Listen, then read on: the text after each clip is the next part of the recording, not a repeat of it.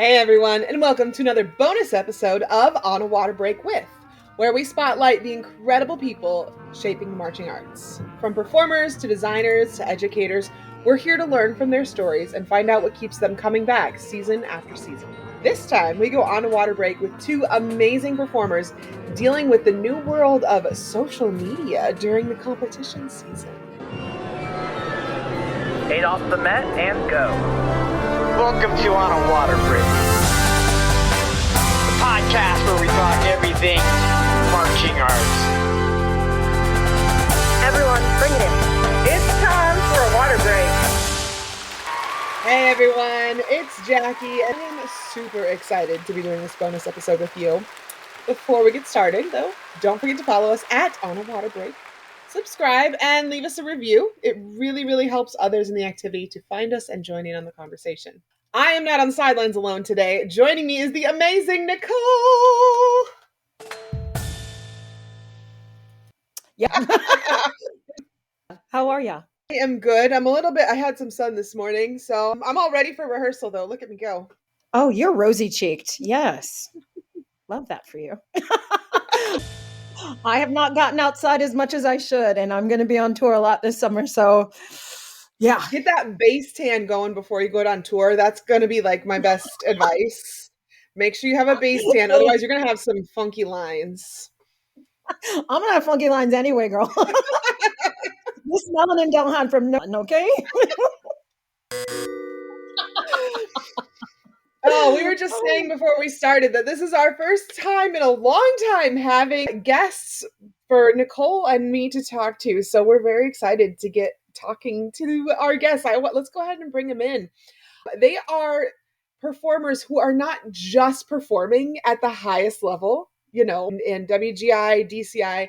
They are also living a double life because they are performing on the floor and online. So one of them has a huge following and is bringing that Fantasia fierce, and the other is dancing her way through Alta Maria, the University of Alabama, and she is carrying the weight of a family legacy in drum corps. I can't even imagine. Please welcome to the podcast, Max Marr and Piper Click. Welcome, welcome. Hi. Okay, so just so you know, and Jackie, I hope you're okay with me going right into this. This is my favorite, I guess you could say, jump on in. This is my favorite game to play with all of the guests that come on. And I say game, but it's more for our benefit than yours. But it's called the 32 Count Life Story. But what you need to do is just put your whole life story into 32 counts, and we'll even give you the Met to go off of. It's so easy. Okay. So Max, we'll have you go first, all right? Okay, I'm ready. So we'll give you 8 counts off the Met, and then you're in. Okay. So I started color guard when I was 9. My parents got me my own equipment, and I just practiced on my own. And then I started high school color guard at Ramona High School, and I did 2 years there, my 8th grade and 9th grade. And then I went to Chula Vista High School, and I did 10th and 11th grade. And then I graduated from Eastlake High School and did color guard there as well. And I did fall and winter for all 5 of those. And then I went to Fantasia for 2023, 2024, 2025. And then I did Blue Devils this past summer and Blue Devils this upcoming summer. That was so good. That was so good. Thank you. I heard the tempo speed up, and I'm just like, did you write that down? I did. I have notes. That's okay. He comes prepared. Exactly. If there's a cheat, you do it. Right. You like do it. if I don't have them, I'll just start yapping. We've had that before. We've had that On this show, never. All right. So Piper, same rep, just different stuff. Right. Awesome. Here we go. Okay, so my parents are very involved in the marching arts, so I grew up all around it, but I actually started dancing when I was 2 and did competitive dance from 1st grade to 12th grade. Started color guard in 8th grade and did it all high school. did Blue Devils the summer between my junior and senior year. And then when I decided on college, I wanted to go to the University of Alabama. So I now do fall with them, and Alta Maria is connected to that with their winter guard.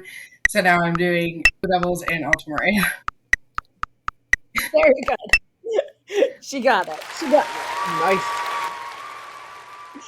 It's so funny you like no one started sweating or having like moments. So very nice. Very nice. We job. are dealing with super professionals between the social media followings and the color guard experience. So It's showing. It's showing. Okay, so I want to start my question part off with so we start this season. It just finished up. So just tell us about, and I'll take this to Max. Tell us about how was it for you, and more specifically, once you reached Dayton and you were inside like the beast that's the UD Arena. Like, how was it seeing everyone, and how was it with people coming up to you? How was that? Well, of course, the season with Fantasia was great. I had a great time as always, my third year with them. When it comes to being in the UD, that's my favorite place to perform, actually. So I was super excited to be there. And with everybody coming up to me, honestly, that was my favorite part of the entire trip. Like, just feeling somebody behind me try to stick a clip on me, really just entertaining. And then getting to meet them was even more fun. All right, Piper. So how was that for you? Yeah, Dayton was great for me. It was Alta Maria's first year in world class, so we knew it was going to kind of be a beast of WGI, but it ended up really great. We had two really great runs in the arena, and I mean, we ended two places out of finals, which is crazy for our first year, and I think that's all we could ask for. But we were all super proud of everything. I think it's weird people coming up to me. It's kind of hard to wrap my head around people knowing who I am, but it was super fun meeting everybody and taking pictures with people and getting clipped and all of that. It was super, super fun. So we're in between seasons right now, but let's kind of talk about what does a typical week during your competition season look like for you? So you're trying to balance rehearsal and travel, creating content, and just like your normal life stuff. Because like, aren't we in school at this point too? Something. So Piper, let's start with you. What's that look like for you? Yeah, so I am a full-time student, so I have class every single day. Alta Maria's rehearsal schedule is we go Wednesday night, Friday night, Saturday night, or all day Saturday, and Sunday afternoon. Once competitions start, sometimes we get Sundays off just to prepare for school the next day since we all are full-time students. But Max also vlogged this season. I did vlogs every weekend this season on my spin account. So did that over the weekend and then would try to edit those and get those up by Monday while juggling school. And we have video assignments. So we filmed those during the week and all of that. It was a lot, but once I kind of gotten into a routine, it all worked out pretty well. Wow. Max, how was your week? So, one of my favorite parts about Fantasia actually is that we just have our rehearsals for the weekends. So we rehearse Friday nights and then we rehearse on Saturdays and Sundays all day. If we have a regional, we would rehearse in the mornings and then we would get ready and then go to the regional at the night time. It was pretty easy for me to make my weekly schedule work with that because I could just have my day-to-day life during the week and then Fantasia on the weekends. And then everything with social media, just a fun little extra thing that came with that. And I just got to do it along the way. Okay. Your fun little thing, you guys, just so you know, is like what made me, of course, performing with Alta Maria and with Fantasia, but like your social media made you blow up with all the people that you saw. So it's just like, oh, it's a fun thing. That's so great. Max, I do want to ask, we all know that your audience is huge. So do you ever feel pressure to post certain type of videos or content just to keep that engagement high? And when you're tired or frustrated or not in a good mood, like, is that harder or do you just not do it? Like, just tell me a little bit about that. But I don't really feel any pressure to post a certain type of content. If you Well, I started my Instagram about 2 years ago now, and if you go all the way back to day one, the content from there to now is about the same because I just make what I enjoy. I just do trick tosses. I added on the TikTok and YouTube thing because I thought it'd be fun to do some little vlogs. Like, even since Dayton has been over, I've gone back and I've watched all my vlogs and I was like, oh, that was so fun. Like, that was a fun moment this year. So really, it's just for the fun of me, and I'm glad people enjoy. A lot of people enjoy Well, it. but that's like the best thing, though, isn't it? Like when you're just creating content from your normal life that you're doing the stuff you love to do, that's what people connect with. And that's why they're so drawn to your social media because you're just doing what you love. You're not out there like trying to be a fake influencer or something. You're like, this is just what I love to do. This is what I do in my life. I'm just going to share it with people. Right, that's the best part. I think it's safe to say we can call you both color guard influencers. It's not because you have to be top. Exactly. It's not because you have to be, the top or elitist or anything like that. But it's just like, hey, you love doing color guard. You put it online, and hey, people can relate. Yeah. Love it. So Piper, I know I keep going back and forth with the same question, but actually same thing. Like if you're too tired, because you have a really tough schedule. Like I love that you're sitting here like, yay. But I know sometimes she's probably like, I'm so tired. So like how do you get videos out when you're feeling like, hey, I want a nap? Yeah, it's kind of the same thing. I just record whatever, and if I'm going to practice one day and I'm like, oh, this toss is kind of cool, I'll record it and post it on my story because why not? And the vlogs on the weekend, I was just going to film show days and then people enjoyed them. So I was like, okay, why not do a whole rehearsal weekend and more things like that? But it was literally just, I was going through my day like normal and would pull out my phone, and my friends started to enjoy like being in them and looking forward to watching them, that like after the weekend was over, just to look back on everything we did. And it also was just a fun thing that I did. And I mean, I don't post every single day, which is totally fine, but it's just kind of when I feel like it, and I like that people enjoy them. Very cool. Very cool. Your story, Piper, is so unique too. So often you have been positioned as the face of the group that you are in. I saw you on social media so much this season, not just your own social media, but I feel like you were everywhere. So what does that feel like? What is that like? And do you ever feel like this is like a responsibility that you just had to take on and didn't really ask for? Yeah, sometimes I don't feel like I'm like the face of the group, but I think I have an advantage of having like many years of dance training. And so I think that's just another responsibility that I can bring to the color guard world, which is amazing. And I'm so grateful for all the opportunities that come with that. But I also have like, there's weaknesses in other areas. So I will get help from my weapon friends and I help them with dance. So I think it also is kind of nice that we can bounce off of each other.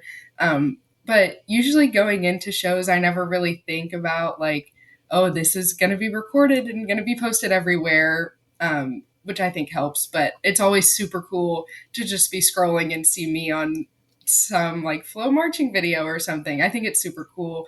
But again, I'm so grateful for all the responsibilities that come with being the dancer that I am. All right, so this is for both of you. You both have a lot of visibility, but from different angles.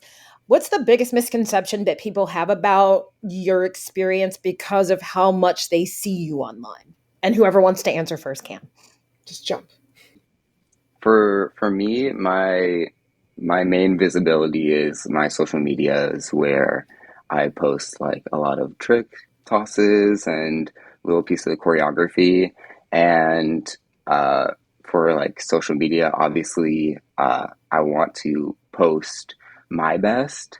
I think people don't realize that I don't mess up, or like I mess up like all the time. Like That I'll was the mess other up. question I was going to ask you, is just like, is that the first take or is that the 30-second take? It really depends. Like sometimes it will be the 1 to 3 takes, or sometimes it will be like 100. there's a lot of time. I've done like 100 takes. I mess up a lot, and then obviously in performances, you get one shot. So uh, I'm not going to be perfect, but I try my best.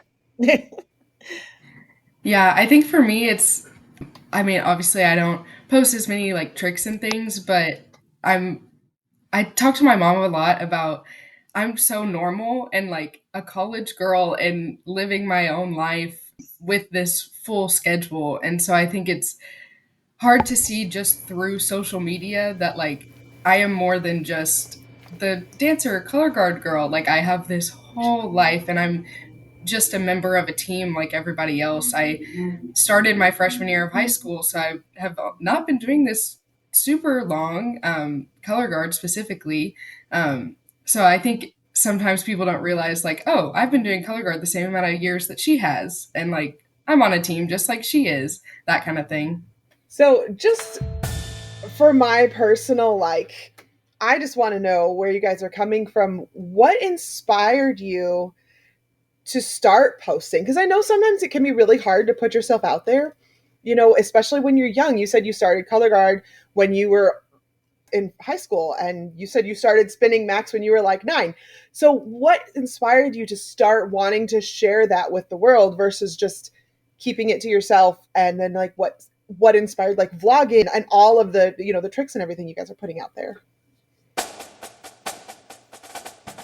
I think my start came 2 years ago. I wasn't marching the summer, and I just made max spins and decided that I was going to try to post as much as possible, mostly to keep myself on track, to make sure I practiced over the summer, because I was working a lot and trying to save up for the next season of Fantasia. So I just wanted to make sure that I kept myself on track and made sure I was working on my technique and working on tricks and like making little pieces of choreography so I could stay on track.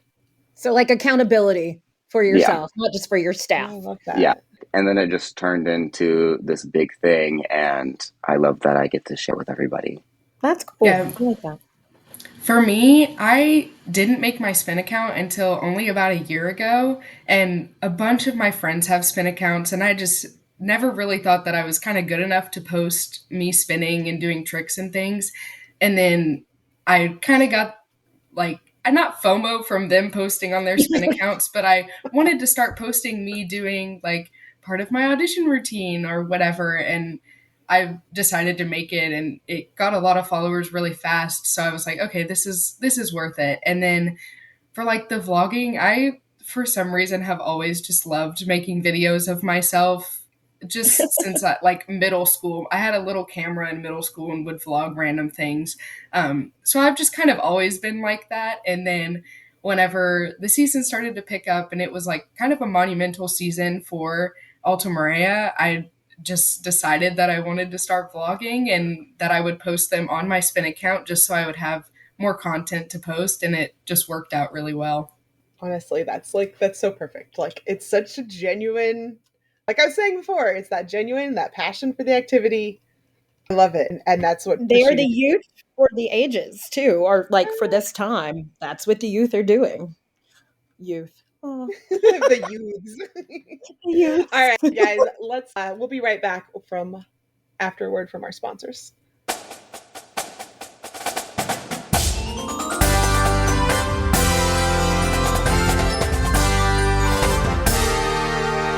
Celebrating its 25th anniversary, Guard Closet was founded as a consignment shop in 2000.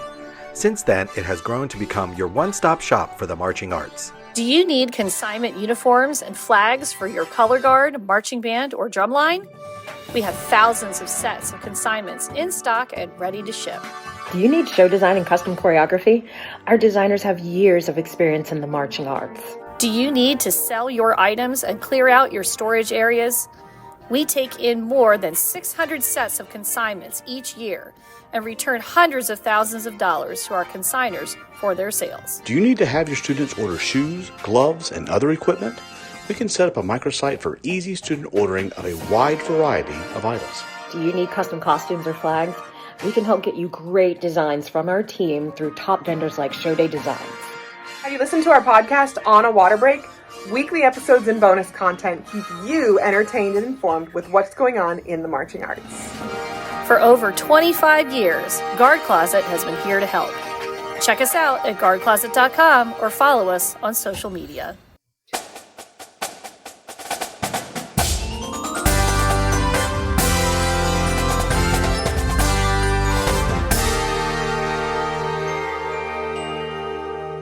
All right, everybody, roll those flags up. Max is going to be teaching you some more tricks after our next water break. So bring it on over here. Nicole, you want to take it away with the next question? Absolutely. So I want to talk legacy. Piper, this is for you, bub. All right. So how was it growing up with drum corps legends as parents? Shape the way that you handle expectations and everything, like, and from others and from yourself. I will tell you, I used to work with your dad at Monarch. I love that. Honestly, growing up, I knew no different. I literally, from the day that I was born, was at indoor rehearsals and going to see drum corps over the summer and all of that. But I think most of the pressure I put on myself because I know that there's all these people that I probably have no idea who they are, but they know me through my parents. And especially having parents that know what I'm doing and know what's hard and know if I have a good show or not. Just getting off the floor after having a good run and them telling me that it was a good run, I know that it actually was because they know what they're talking about. And if one of my grandparents came to watch a color guard show and I dropped 5 times, they would still think that I had an amazing show because they're proud of me no matter what, which my parents are too, but they also have the expectation because they know exactly what I'm doing and how it's supposed to look and all of that kind of stuff. But I think I mostly put that pressure on me, on myself. They are proud of me no matter what and no matter how my show goes. That's cool. That's great. Honestly, too, I was thinking about that. I was like, I understand that the pressure, you put the pressure on, but honestly, I think it comes from a place of this is how hard you have to work in order to be this good. So they give you that expectation right up. But it's also nice to see Mama and Papa come in and be like, oh, baby doll, that was so good. Yes. But that's cute. I like that. That's awesome. Max, let's hit the flip side to the fame. So have there been any moments where your social media presence has created friction either with your teammates or your staff, your own performance mindset, your schedule? I wouldn't say so. All of my teams have been really supportive of me being on social media. Fantasia, they let me vlog at rehearsal all the time. All the group loves to be in the vlogs and stuff.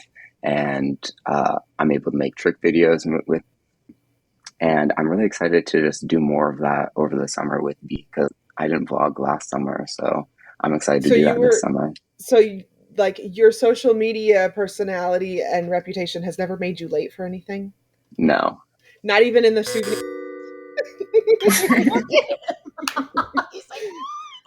I'm calling you out. You've got to share the story here. Yeah, so I believe it was semifinals day. I was in the merch tent and I was in the very back of it. And it was about 5 minutes before we had to be on the bus to change into our costumes. And I started making my way to the front door. And about every 2 feet, I would be stopped for a photo. So it took me about 20 minutes to get from the back to the front of it. And then I was late to my bus and I had 1 minute to put on my costume, which was a little bit stressful, but I really enjoyed getting to meet everybody. So it was definitely worth it. I would do it again. Good thing you didn't have a huge extravagant costume, That's true. Just yeah, we had the bits and pieces, but otherwise it was pretty easy. Not like a big elaborate hair thing you had to do. Right. Ooh, buddy, that would have been bad. Piper, I knew I was just talking about pressure and stuff like that, but this is also a question that I'm asking you, but also because you're so young, this could be so for, younger folks coming into the independent, coming from scholastic into independent too. But Is there any pressure on you to be perfect? So when mistakes happen online or on the floor, how do you recover mentally, emotionally, and publicly? Yeah, usually just keep working hard. Like the next week, if I have a bad show on the weekend, I will put in extra work time throughout the week on my own. I don't really publicize that kind of thing. But for like Alta Maria, we have video assignments. So maybe I'll submit a couple extra reps as my video assignment just so my staff knows that I'm working just that hard. And I mean, I'm just naturally really hard on myself. So I will put in the work to make it perfect the next week or whatever. But I also just have to tell myself, like, I'm going to get more reps before the next show just so I don't freak myself out and know that I am still capable of doing whatever it is that I like messed up on or whatever. Got you. Max, same question. I mean, yeah, there is definitely a lot of pressure with it. Actually, like in Fantasia 2024, I would get like a lot of show anxiety going into shows. I'd be super nervous. Mm-hmm. I cried before a few of them too, even. But I think like recently, like starting with BD, I don't know what it was, but I was never really nervous going into a show this summer. It might have just been the reps. It might have been just how drum corps is. But then Fantasia, I was definitely a lot less nervous this season. And I just kept telling myself that nobody wants to see me mess up. Nobody wants to see me like crash out or anything. So everybody's just here to see me do a great job. And that made me really excited to perform. And I just had a lot more fun on the floor. Do you feel like the social media interactions helped with that song? Because a lot of them are so positive and uplifting. Yeah, I think it really did, like meeting a lot of people, especially like in the UD. We would go, before we went to perform, we'd go in and just watch a few shows. And of course, during that, I would meet a bunch of people. So it was really great to like talk to a bunch of people who were really positive and really great to meet before I had to go on and do my performance. So let's get into the DMs. We want to get down into the dirty parts of social media here. So what's the weirdest or most surprising interaction that you have had, either online or in person, because of your social media presence? No one's come up to you with like a doll that they've made of you, have they? Because if so, run really fast. That's not normal. I personally have not had any like super crazy interactions in person, at least. I always think it's funny when people DM me and say, like, I don't know if you'll see this or I don't know if you'll respond because I'm not getting like a million DMs like some celebrity. Like, again, I'm so normal and literally just a girl at this point.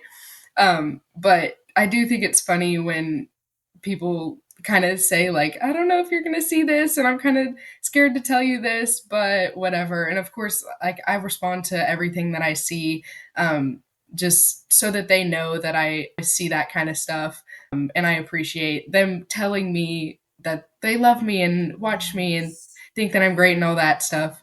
But I haven't had any too crazy interactions. Next. That's got to be really cool though to get like your hype from your DMs though. I would love that. Yeah. It's just like I love seeing all of them. yeah. Yeah, what about you, Max? Any crazy stuff? So when I was like a year ago, when I had like less following or whatever, I would answer every DM and I would try to answer a lot of them. But the more popular you get, the weirder they get. So I have actually started backing off answering all the DMs. I do see like pretty much all of them, and a lot of them are really, really sweet. Just don't have enough time to answer every single one, and sometimes not opening the door for conversation is the best idea. Surprising DMs I've gotten are actually really positive ones from like people who I looked up to when it was first like starting color guard, like Heather Graham, Paul Scripps, Walter W, Vance Anderson. Like I gave Rosie Miller Queen a hug like at my rehearsal site prelims day, and I was like totally geeking out. So those are like the most surprising ones to me, seeing all those.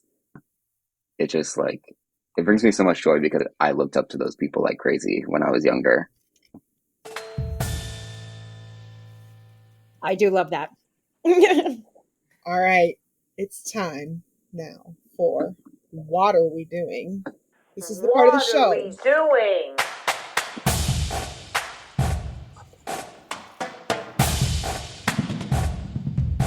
What are we doing?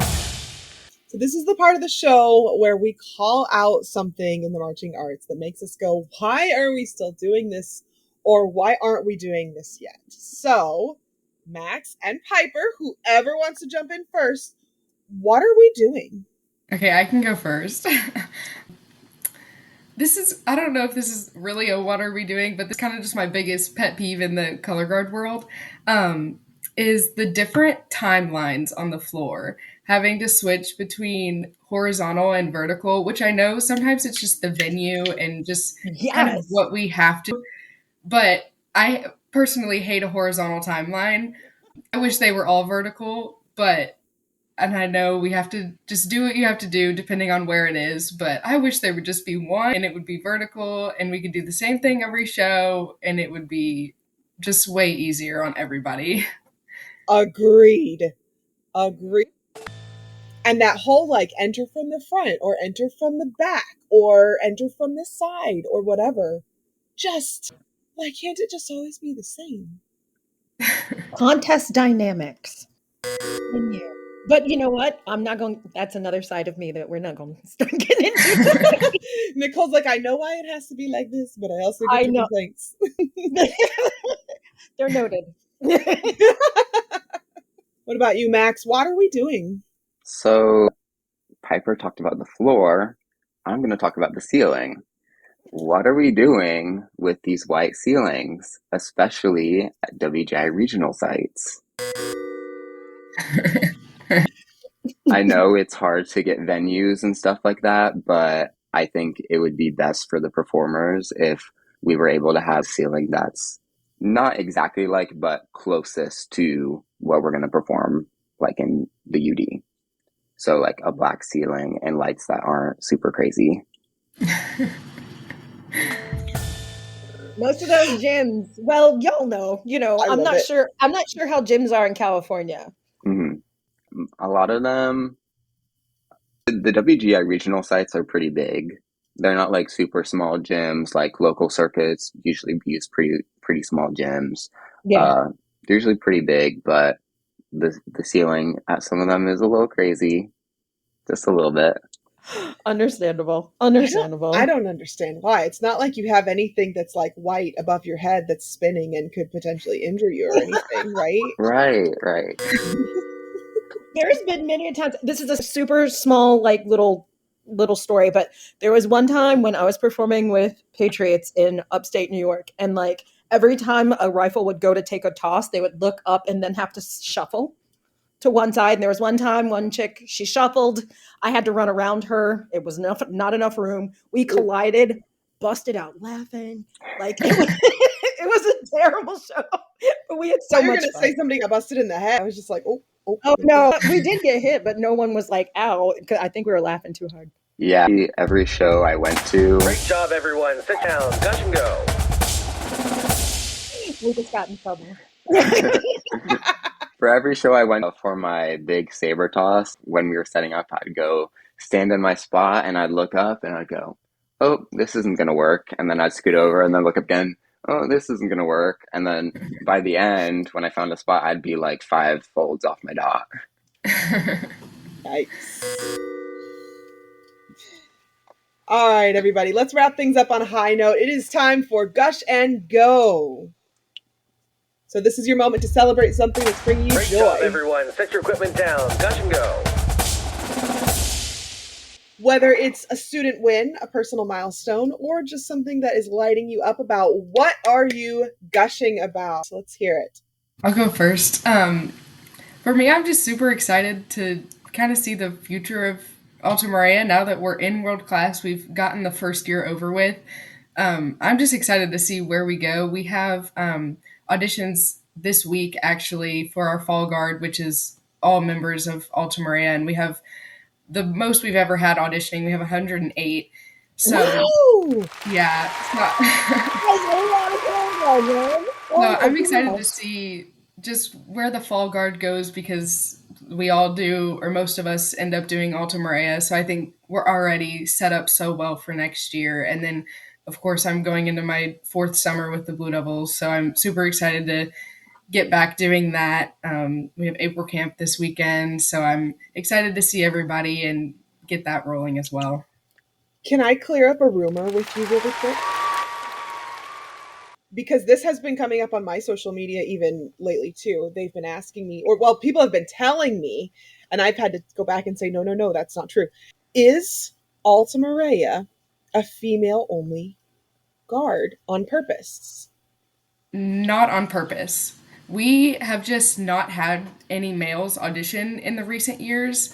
And I think our director just kind of has a standard for when a male does audition.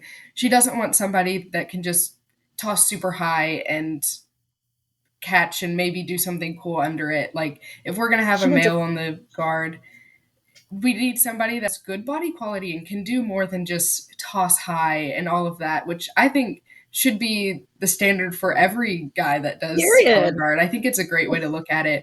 But we are not all female on purpose. We just took advantage of the fact that we were this year and made a statement with our show, First Year in World Class.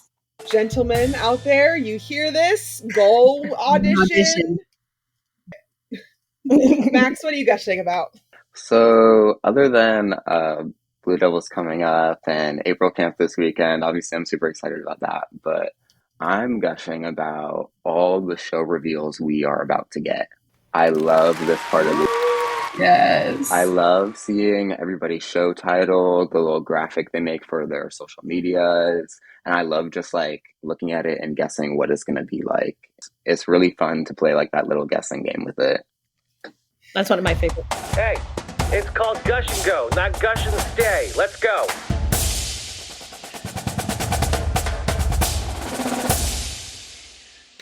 Thank you, Nicole, for hosting with Piper and Max. Thank you guys so much for joining us and for sharing your heart and your work and your stories with us. I've been so happy to get to talk to you personally.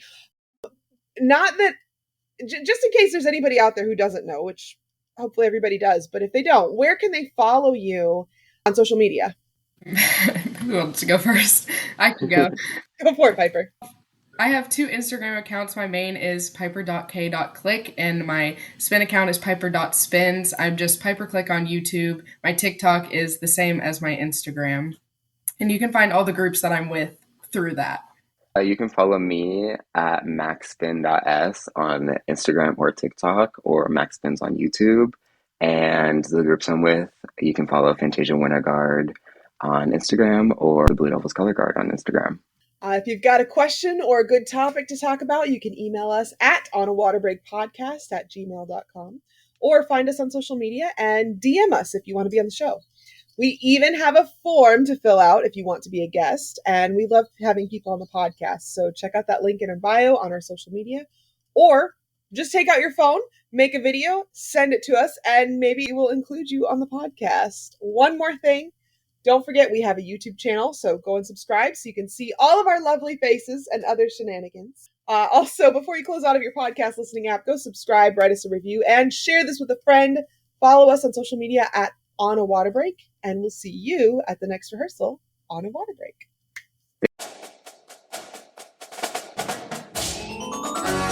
The On a Water Break podcast was produced by Jeremy Williams and Christine Reed. The intro and outro music was produced by Josh Lyda. To learn more, visit lydamusic.com. And until next time, thanks for tuning in.